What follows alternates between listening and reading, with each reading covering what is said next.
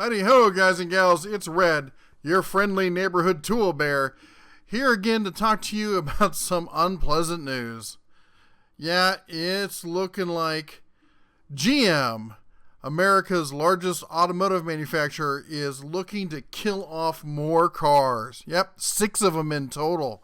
Mary Barra, the CEO of GM, handed down this announcement on Monday, saying that they are refocusing the company towards a bright new future. Yeah. Now, we kind of knew this was coming. We saw this earlier this year when Ford announced that they were going to be killing off most of their automotive line. And when we say this, that means pretty much hands off of SUVs, trucks, probably saving a few crossovers, but a lot of the iconic cars that we all grew up with are going away. First on the list, they brought it back once and they're killing it again. Yep, the Impala is being laid to rest.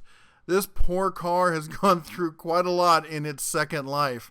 I have to say, I'm not, let's see, how do I say this? I don't hate the new Impala. There was a time there in the late 90s where it wasn't much of a car, and having the Impala name on it really was kind of offensive. But they've redeemed it a bit. And it's not a half bad sports / luxury, sedan. But, sedans, they're a thing of the past. Almost nobody wants to drive them. They all want SUVs or minivans or trucks or whatnot. And I got to say, I'm as guilty as the next person. We had a sedan. We had a hybrid, the Hyundai, and we sold that recently. So as of right now, we got a pickup truck, we got a Jeep, and I got my old Caddy. So, and that's a coupe. And to be honest, I'm trying to sell that too. So sadly, we are going to be saying goodbye to the Impala again. Next on the chopping block is actually even more surprising, and that's the Chevy Cruze. As far as I know, this thing has been selling like hotcakes, well over, I think, the 100,000 a year mark, which is basically where they consider something to be, worth keeping usually. But I think this just goes in line with their focus, for, their bright new future. And yeah, so that their economy car is going away as well. The next on the list isn't quite as surprising, but kind of sad to see just the same. And that's the Chevy Volt. Not talking about the new Bolt, which is their all electric, but the Volt, which was Chevy's first real, foray into Tesla's turf, trying to take them on. As you can see, they even pictured it in San Francisco to show how high-techy it is. And the reality is, and I guess I should say really what it was going after was the Prius, but they were trying to go towards Tesla. And the reason I say that is this kind of was the Prius backwards. The Prius is a hybrid car that is gasoline first with an electric boost, if you will. And this was the opposite, whereas you could plug this in. This was predominantly electric, and then when you ran out of electric, you had a gasoline reserve, which honestly I think is probably the best way as we transition into an all-electric, technology, because there's just some people who would not be able to afford, the kind of battery packs you're going to see in the higher-end Teslas.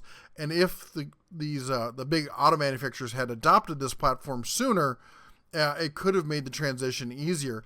Instead, it looks like we're going to do a hard switch over to full electric, which, of course, means more expensive for everyone. Next on the list is the Buick LaCrosse.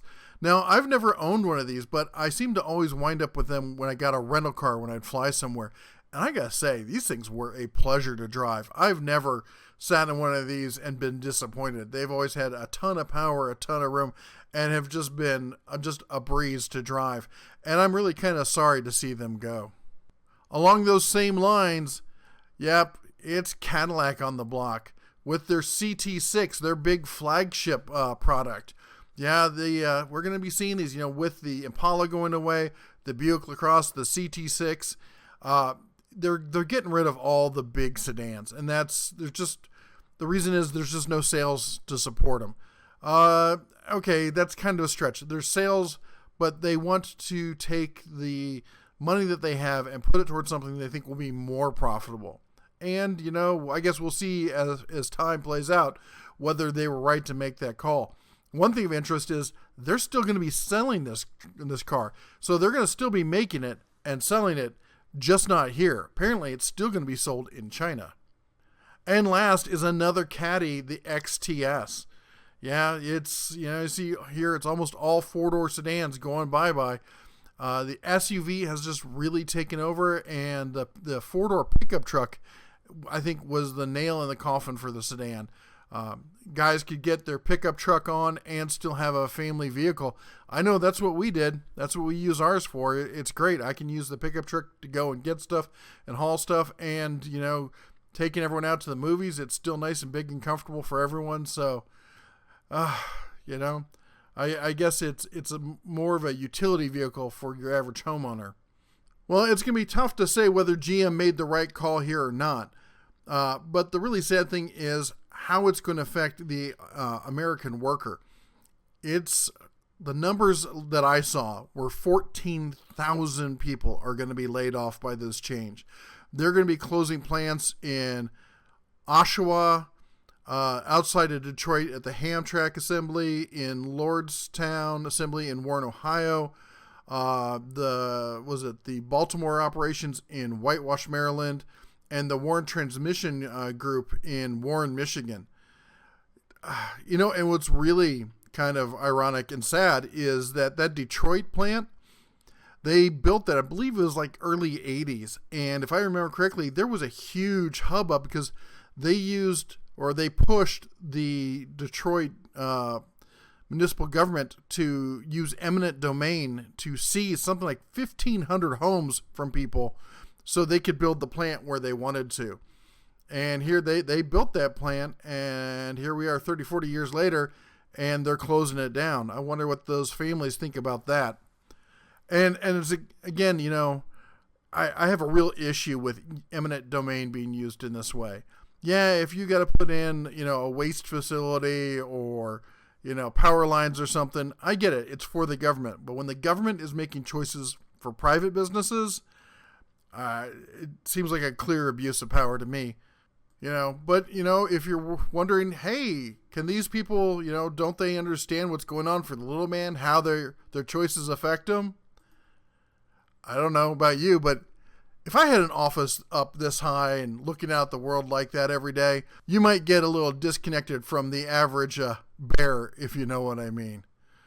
Well, sad times afoot. I mean, at the end of the day, I got to wish GM all the best. I hope they're making good choices that in the end will lead to more sales, hence more jobs, hopefully in U.S. manufacturing.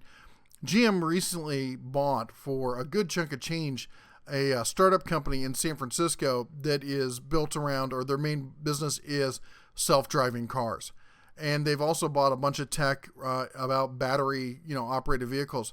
So their clear push here, the CEO's clear agenda is to take on Tesla head to head.